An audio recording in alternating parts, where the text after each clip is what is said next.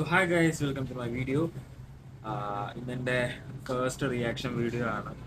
So welcome to digital diary by Vishnu.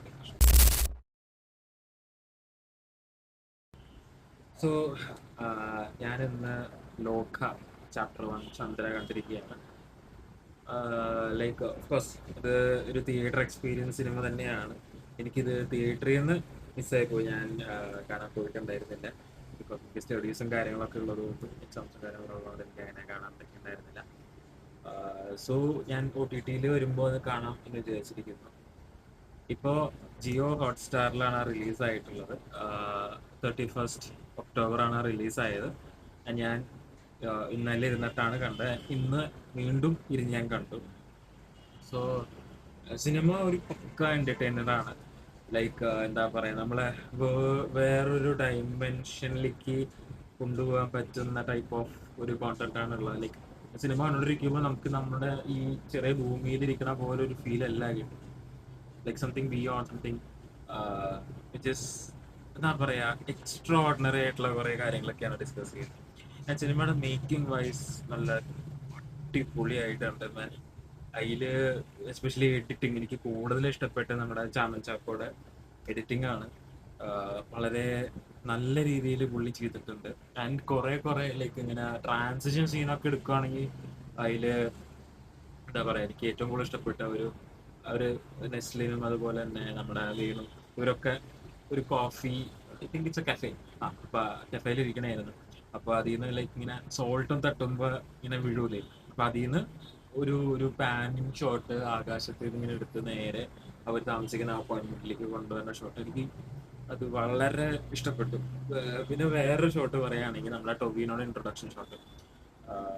Like നമ്മളെ നെസ്ലിനെ എന്താ പറയുക, കുറച്ച് പ്രശ്നമായിട്ട് ഒരു ക്ലിനിക്കിന് കൊണ്ടുപോകുന്ന സമയത്ത് നമ്മുടെ ഈ ഡോക്ടർമാർ യൂസ് ചെയ്യുമ്പോൾ ഒരു ലൈറ്റ് ഇങ്ങനെ യൂസ് ചെയ്തില്ല, ഒരു 5 ലൈറ്റ് അങ്ങനെ വെച്ചിട്ട് സിനിമ യൂസ് ചെയ്യുമ്പോൾ അതിൽ നിന്ന് വരുന്ന വെളിച്ചത്തിൽ നേരെ എന്താ പറയുക, നമ്മുടെ ഗ്ലാസ്സിലത്തെ വിസ്കിയുടെ ഐസ് ക്യൂബ്സ് ഇട്ടിരിക്കുന്ന ആ ഒരു പോർഷനും നല്ല നൈസായിട്ട് ചെയ്തിട്ടുണ്ട്. പിന്നെ വേറൊരു കാര്യം പറയുകയാണെങ്കിൽ ലൈക്ക് ആ യങ് ഏരിയയായിട്ട് അഭിനയിച്ച ആ കുട്ടി, പുള്ളിക്കാരത്തി ഷൂട്ടിങ്ങിൽ ഒരു ഇഞ്ചുറി വരികയും കൂടാതെ നിർത്തി വെക്കാതെ ആ ഇഞ്ചുറി വെച്ചിട്ട് തന്നെ കണ്ടിന്യൂ ചെയ്തു എന്നുള്ള ഒരു ബ്ലോഗ് ഞാൻ കണ്ടായിരുന്നു നെറ്റിൽ. ഇതൊക്കെ വളരെ കമൻറ്റബിൾ ആയിട്ടുള്ള കാര്യങ്ങളാണ്. പിന്നെ വേറൊരു കാര്യം പറയണമെന്ന് വെച്ചാൽ ലൈക്ക് അതിലൊരു ക്യാരക്ടർ ഉണ്ട്. ലൈക്ക് ഒരു കൊച്ചിൻ്റെ ക്യാരക്ടർ, നമ്മുടെ യങ് നീലി ആയിട്ട് അഭിനയിക്കുന്ന ഒരു കൊച്ചുണ്ടായിട്ട്, ആ കൊച്ചിൻ്റെ പേര് ദുർഗ സി വിനോദ് എന്നാണ്. പുള്ളിക്കാരത്തിയുടെ ഒരു അഭിനയം ലൈക്ക് ഫെൻടാബുലസ്. എന്താ പറയാ, ലൈക്ക് ഞാൻ ലൈക്ക് അധികം എന്താ പറയുക ഇൻഫർമേഷൻസ് ഒന്നുമില്ല എനിക്കിത് കിട്ടിയത്. ഞാൻ ചുമ്മാ സെർച്ച് ചെയ്ത് നോക്കിയപ്പോൾ കിട്ടിയതാണ്. ഒരു 11 ഇയർ ഓൾഡാണ് ആള്, തൃശ്ശൂർ സ്വദേശിനിയാണെന്ന് പറഞ്ഞത്.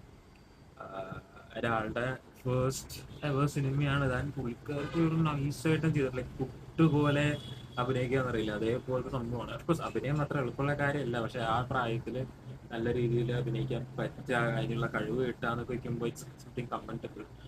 അപ്പോൾ അത് എനിക്ക് വളരെ ഇൻട്രസ്റ്റിംഗ് ആയിട്ട് തോന്നി. ലൈക്ക് ബാക്ക് സ്റ്റോറി കാണിക്കുമ്പോൾ അതിൻ്റേതായിട്ടുള്ള ഇമ്പോർട്ടൻസ് ഉണ്ട്. ലൈക്ക് ഫ്ലാഷ് ബാക്ക് സ്റ്റോറീസ് ആണ് ഇപ്പോഴും ആ കഥയുടെ മെയിൻ എലമെൻ്റ് ആയിട്ട് വരാറ്.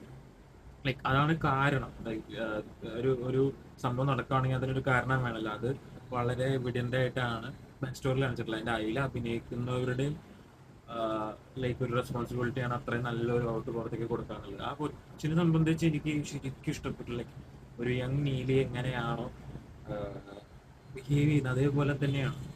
കൂടാതെ ലൈക്ക് നമ്മുടെ കല്യാണി പ്രിയദർശനിൻ്റെയും അതുപോലെ നമ്മുടെ യങ് നീലിയുടെയും രണ്ടുപേരും ദുർഗ, അവരുടെ രണ്ടുപേരുടെയും ഫേസ് റെസംബ്ലൻസും ഭയങ്കര എന്താ പറയുക കോയിൻസിഡൻസ് ആയിട്ട് എനിക്ക് തോന്നുന്നു. നല്ല രീതിയിലുള്ള ഒരു ഫേസ് റെസംബ്ലൻസും ഉണ്ട് അവർ. പിന്നെ പറയാവുന്ന മേക്കപ്പാണ്. ലൈക്ക് മേക്കപ്പ് എന്ന് വെച്ചാൽ കോസ്റ്റ്യൂംസും കാര്യങ്ങളൊക്കെയാണ്. അത് നൈസായിട്ട് തന്നെ ചെയ്തിട്ടുണ്ട്. എസ്പെഷ്യലി ഒരു യങ് യൂത്തിൻ്റെ ഒരു എടുത്ത് കാണിക്കുന്ന രീതിയിലുള്ള കോസ്റ്റ്യൂം ഡിസൈനിങ് കാര്യങ്ങളൊക്കെയാണ് ചെയ്തിട്ടുള്ളത്. പിന്നെ പല ഭാഗത്തായിട്ട് ടീഷർട്ടിൽ ഒരു ക്ലൂ ഒക്കെ ഒളിപ്പിച്ച് വെക്കണ പോലൊക്കെ ഒരു ഫീൽ എനിക്ക് കിട്ടി.